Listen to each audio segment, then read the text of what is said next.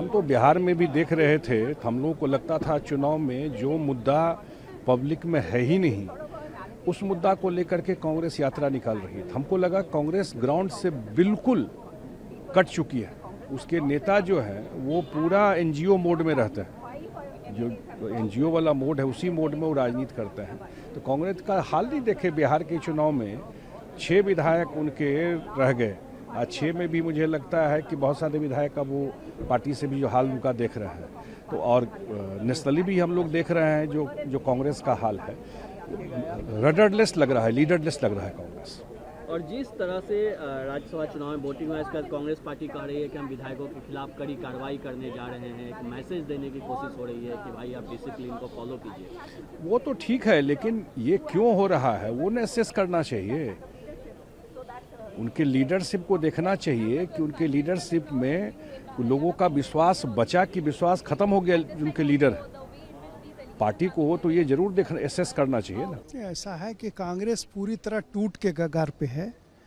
कांग्रेस के जो शीर्ष नेता, जो चाहे राहुल गांधी हों या खड़गे जी हों, इनका कोई नियंत्रण, कोई कंट्रोल इनके विधायकों पर, इनके सदस्यों पर नहीं रह गया है।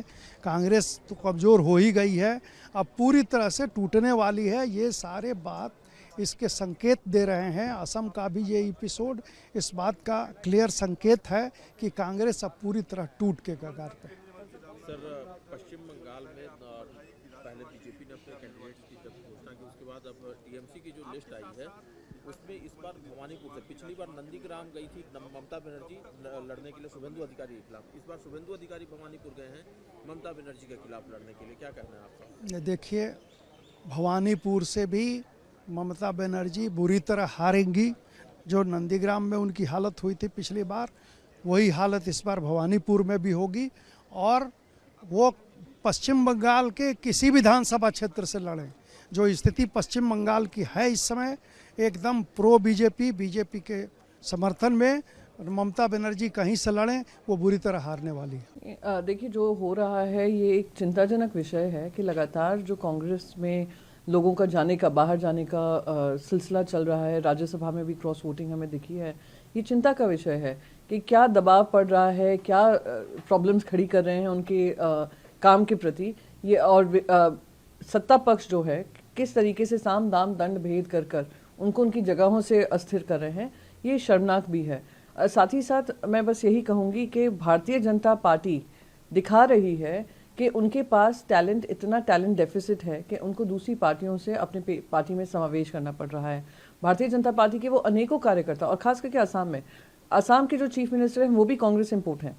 तो इतने सारे जो इनके कार्यकर्ता रहे हैं, उन कार्यकर्ताओं को लेकर, उन कार्यकर्ताओं के मन में जो द्वेष आता होगा कि सारा झंडा लेकर वोट चलें और फिर इस तरीके से पैराशूट कर कर दूसरे पार्टी से लोगों को लाया जाता है। आपके मोबाइल पर तुरंत आएगी ब्रेकिंग न्यूज, स्क्रीन पर सबसे पहले दिखेगी बड़ी खबर, देश दुनिया की हर खबर एक जगह। अब आपके मोबाइल पर तुरंत फटाफट इंस्टॉल कीजिए न्यूज नेशन ऐप और रखिए खुद को अपडेट।